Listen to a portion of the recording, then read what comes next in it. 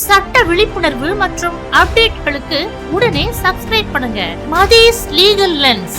இந்த வீடியோவை மறக்காம உங்க நண்பர்களுக்கு ஷேர் செய்யுங்க. என்ன கீழே ஒரே சத்தமா இருக்குது, என்ன விஷயம்?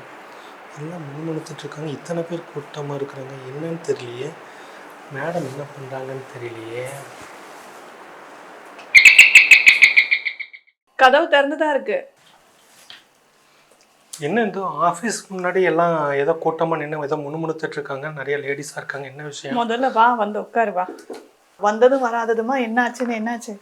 கண்டென்ட் ஏதாவது ட்ரையா இருக்கா, இல்லை என்னோட ஆஃபீஸில் ஏதாவது கண்டென்ட் ஏதாவது தேடுற மாதிரி இருக்கு? சேச்சா, உங்கள் ஆஃபீஸில் தான் நான் அப்படி செய்வேனா?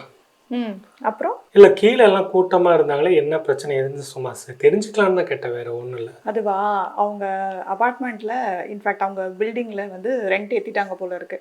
அதனால தான் வந்து எல்லாரும் சேர்ந்து என்ன பண்ணலான்னு வந்து கேட்டுட்டு போகிறாங்க. இதான் தெளிவாக பேசி அனுப்பிச்சேன். மறுபடியும் வெளியே நின்று கூட்டம் போட்டுட்டா இருக்காங்க. ஆமாம், சரி. வந்து இப்போ ஒரு ஹவுஸ் ஓனர் இருக்கிறாரு, அவர் வந்து பார்த்தீங்கன்னாக்கா இப்படி டெனண்ட்டை சொல்லாமலே திடீர்னு வாடகை ஏற்ற முடியுமா? டெனன் கிட்ட சொல்லாமல் ஏற்ற முடியாது. டெனன் கிட்ட முன்னாடியே இன்ஃபர்மேஷன் கொடுத்துட்டு, இன்ஃபேக்ட் நோட்டீஸ் கொடுத்துட்டு அப்படி தான் வந்து ரெண்ட்டை வந்து ஏற்ற முடியும். In fact section 4 Tamil Nadu building lease and rent control act படி, அமெண்ட்மெண்ட் ஆக்ட் படி கூட அதாவது ஒரு ஃபேர் ரெண்ட்டுன்னு இருக்குது. அதாவது அந்த காஸ்ட் ஆஃப் த பில்டிங்கோட 9% தான் வந்து அவங்களால வாடகைக்கு கொடுக்கணும். அட்வான்ஸ் கூட அந்த வாடகை எவ்வளவோ அந்த அட்வான்ஸ் வந்து அந்த வாடகையோட அமௌண்ட்டோட ஒரு மாதம் சேர்த்து அவ்வளோதான் அட்வான்ஸாக தான் வாங்கணும்.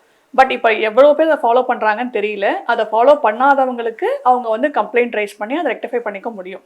ஸோ அட்வான்ஸுங்கிறது ஒரு மாத வாடகையோட இன்னொரு மாதம் சேர்த்து, அதாவது 2 மாத வாடகையை தான் வந்து அவங்க அட்வான்ஸாக கொடுக்கணும். ஓகே. ஆனால் சில பேர்லாம் பார்த்தீங்கன்னாக்கா 6 மாதம் வாடகை அட்வான்ஸாக கொடுங்க, 1 வருஷம் வாடகை அட்வான்ஸ் கொடுங்கன்னு கேட்குறாங்களே. அதெல்லாம் தப்பு. அந்த மாதிரி ஃபேர் ரெண்ட் கண்ட்ரோல் ஆக்ட் படியும் சரி, Tamil Nadu building lease and rent control act படியும் சரி, அமெண்ட்மெண்ட் ஆக்ட் படியும் சரி, அதெல்லாம் 9 மாதத்துக்கு நிறைய பேர் போடுறாங்க. அது வந்து அன்ரிஜிஸ்டர்ட் அப்படின்னா. இப்போ ரெஜிஸ்டர்ட் அக்ரிமெண்ட்டாக இருக்கணும்னா மேலே நீங்கள் அக்ரிமெண்ட் போட்டீங்கனாலே நீங்கள் ரெஜிஸ்டர் பண்ணியிருக்கணும். ஸோ அந்த அக்ரிமெண்ட்டில் வாடகை விடுறவங்களும் சரி, வாடகை வர்றவங்களும் சரி கிளாஸ் மென்ஷன் பண்ணியிருப்பீங்க. இந்த நாளுக்குள்ளே நான் வாடகை பே பண்ணணும், இந்த அமௌண்ட் அட்வான்ஸாக கொடுக்குறேன், எந்த ரீசனுக்காக உங்களுக்கு அந்த அட்வான்ஸ் அமௌண்ட் டிடெக்ட் பண்ணலாம், என்ன காரணத்துக்காக உங்களை வந்து வெளியே அனுப்ப முடியுங்கிற எல்லா சரத்துகளுமே அந்த அக்ரிமெண்ட்ல தெளிவா இருக்கும். அந்த அக்ரிமெண்ட் படி நீங்க நடந்துக்கிட்டீங்க அப்படின்னா உங்களுக்கு எந்த பிரச்சனையும் வராது. சரி, இப்போ வீட்டில் வாடகைக்கு இருக்கிறவரும் ஹவுஸ் ஓனரும் பார்த்தீங்கன்னாக்கா அவங்க அக்ரிமெண்ட்டை போட்டு இது பண்ணியிருக்காங்க. ஹவுஸ் ஓனர் வந்து பார்த்தீங்கன்னாக்கா அந்த அக்ரிமெண்ட் பீரியட் முடியறதுக்குள்ளேயே வீட்டில் வாடகைக்கு இருக்கிறவர் வந்துட்டு நீங்கள் காலி பண்ணுங்கப்பா அப்படின்னு சொல்லிட்டு நெருக்கடி கொடுக்குறாரு. ஓகேங்களா, அது எப்படி இது பண்ணுறது? எந்தெந்த நேரத்தில் வந்து இந்த மாதிரி வாடகை டெனண்ட் இல்லை லேண்ட்லார்ட் எவிக்ட் பண்ண முடியும் அப்படின்னா, நீங்கள் வந்து அந்த அக்ரிமெண்ட்டில் உங்களை சப்லெட் பண்ண விடக்கூடாது.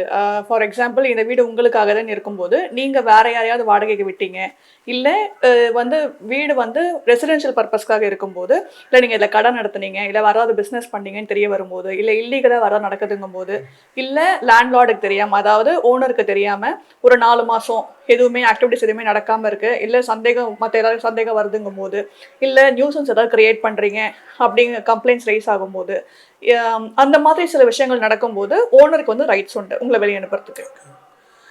அது கூட ப்ராப்பர் நோட்டீஸ் கொடுத்து என்ன செய்யணுமோ அதுபடி நோட்டீஸ் கொடுத்து வெளியே அனுப்பணும்.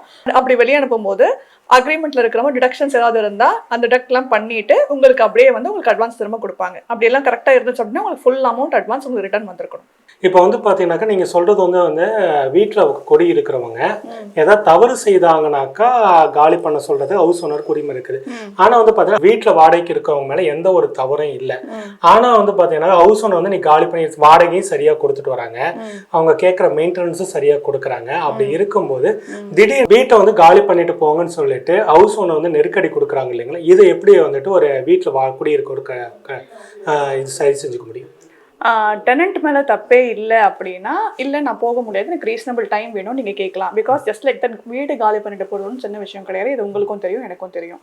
ஸோ ஒரு ரீசனபிள் ஆப்பர்ச்சுனிட்டி கேட்டு நீங்கள் வந்து அவங்களுக்கு கன்வின்ஸ் பண்ணலாம், ரெக்வஸ்ட் பண்ணலாம். அப்படியும் அவர் ஒத்துக்கலை, ஒரு குறிப்பிட்ட பீரியடுக்கு மேலே அவர் நீங்கள் காலி பண்ணி தான் ஆகணும் அப்படின்னு லேண்ட்லார்ட் பிரச்சனை பண்ணுறாங்க, ஓனர் பிரச்சனை பண்ணுறாங்க அப்படின்னா நீங்கள் ரெண்ட் கண்ட்ரோல் ஆக்ட் பண்ணி நீங்கள் கம்ப்ளைண்ட் கொடுத்தாலும் சரி, அதுக்கேற்ற மாதிரி நடவடிக்கை எடுப்பாங்க. வீட்டுக்கு குடி போகும்போது பார்த்தீங்கன்னா அட்வான்ஸ் பணத்தை எல்லா ஹவுஸ் ஓனரும் வாங்குறாங்க. அந்த அட்வான்ஸ் பணத்தை நீங்கள் வந்துட்டு வீட்டை காலி பண்ணிட்டு போங்கப்பா, அடுத்த குடியிருக்கிறவங்க வந்ததுக்கு அப்புறம் தான் அவங்க கிட்ட வாங்கி தான் உங்கள் அட்வான்ஸ் அதனால திருப்பி கொடுக்க முடியும் அப்படின்ற மாதிரிலாம் சில இடங்கள்ல வந்து பிரச்சனைகள் போயிட்டு இருக்குது. ஸோ வந்துட்டு இந்த அட்வான்ஸ் பணத்தை ஒரு ஹவுஸ் ஓனர் வீட்டை காலி பண்ணிட்டு போறவங்களுக்கு எத்தனை நாளுக்குள்ள கொடுக்கணும்? நான் தான் உங்ககிட்ட முதல் வார்த்தையே தெளிவாக சொன்னேன். ஒரு அக்ரிமெண்ட் நீங்கள் என்டர் பண்ணியிருப்பீங்க அப்படின்னா, அக்ரிமெண்ட் இல்லாமல் மெஜாரிட்டி இப்போல்லாம் நீங்கள் போகிறதே இல்லை ரெண்ட்டை பொறுத்த வரைக்கும். ரெண்டல் அக்ரிமெண்ட்டில் எந்த அட்வான்ஸ் நீங்கள் எவ்வளோ கொடுத்துருக்கீங்க, எப்போ உங்களுக்கு திரும்ப வரும், என்ன டிடக்ஷன்ஸ்னு தெளிவாக போட்டிருப்பீங்க. ஸோ ஸ்டிப்புலேட்டட் நான் காலி பண்ணி போகும்போது கையில் அட்வான்ஸ் அமௌண்ட் இருக்குது கொடுத்துருவேன் அப்படிங்கிற மாதிரி அக்ரிமெண்ட்டில் இருந்துச்சு அப்படின்னா, காலி பண்ணி போகும்போது உங்கள் கையில் அமௌண்ட் வரணும். வந்தால் தான் நீங்கள் கிளம்பணும். அப்படி இல்லைன்னா அந்த அட்வான்ஸ் அமௌண்ட் நீங்க வாங்காம அந்த இடத்துல நீங்க கிளம்பாதீங்க. இப்போ இந்த வீடியோவில் சொல்லப்பட்ட தகவல்கள்லாம் உங்களுக்கு பிடிச்சிருந்ததுனாக்கா மறக்காம மதீஸ் லீகல் லென்ஸை வந்து சப்ஸ்கிரைப் பண்ணுங்க. உங்களுடைய கருத்துக்களையும் உங்களுடைய சந்தேகங்களையும் கமெண்ட் செக்ஷன்ல தெரிவிங்க தோழர்களே. உங்களுக்கு என்ன டவுட்ஸ் இருந்தாலும் நீங்க எங்களை காண்டாக்ட் பண்ணுங்க. Please subscribe Mathees legal lens. Article 14 சரி, ஆர்டிகல் 15 clause 3 சரி, ஈக்குவாலிட்டிங்கிற விஷயத்த ரொம்ப தெளிவாக சொல்லியிருக்கு. அண்ட் ஸ்டேட் கவர்மெண்ட் எந்தெந்த விஷயங்களுக்கு பெண்களுக்கு உண்டான சலுகைகளை கொடுக்கணும் அப்படிங்கிறது ஒர்க் பிளேஸ்ல கொடுக்கணுங்கிறது ரொம்ப தெளிவாக சொல்லியிருக்கு. ஒர்க் பிளேஸ்ங்கிறது ஒரு பில்டிங், ஒரு கட்டடத்தில் பண்ற வேலை மட்டும்தான் ஒர்க் பிளேஸ்னு கிடையாது. ஷூட்டிங் ஸ்பாட் கூட ஒர்க் பிளேஸ் தான். ஏன் உங்க கேரவன் கூட இன்ஃபேக்ட் ஒர்க் பிளேஸ் தான். அந்த இடங்கள்ல நடக்கிற சீண்டல்களும் சரி, பேச்சுக்களும் சரி, வன்புணர்களும் சரி, அண்ட் அவங்களை கொச்சைப்படுத்துற விஷயங்களும் சரி, காட்சிகளும் சரி, எல்லாமே வந்து கண்டிக்கத்தக்க விஷயங்கள் தான்.